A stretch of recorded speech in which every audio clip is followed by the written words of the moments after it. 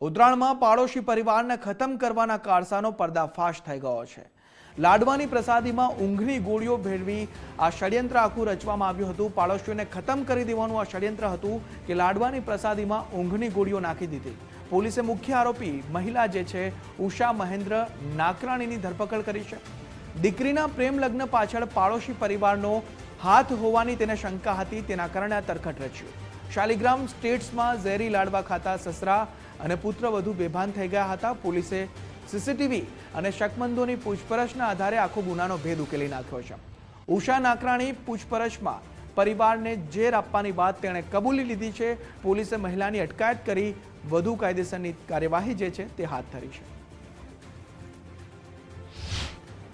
પીળા કલરનો લાડવો અને બીજો ચૂરમું જે બનાવેલો લાડવો હોય છે એ ત્યાં પડેલો હોય છે। એટલે ગોરધનભાઈને એવું થાય છે કે આ જે કોઈ પ્રસાદી છે એ પોતાના ઘરની બહાર મૂકી ગયું છે અને પોતાના ઘર માટેની આ પ્રસાદી છે। એટલે એ પ્રસાદી લઈ અને ગોરધનભાઈ જે છે એ પોતાના ઘરે જાય, અંદર પ્રવેશ કરે છે।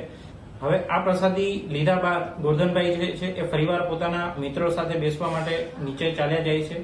થોડીવાર પછી એમની તબિયત જે છે એ બગડે છે અને એમને એ બેભાન અવસ્થામાં હોય છે। એટલે એમના મિત્રો જે છે તાત્કાલિક સુરતની જે ખાનગી હોસ્પિટલ છે એમના ખાતે એમને લઈ જવામાં આવે છે।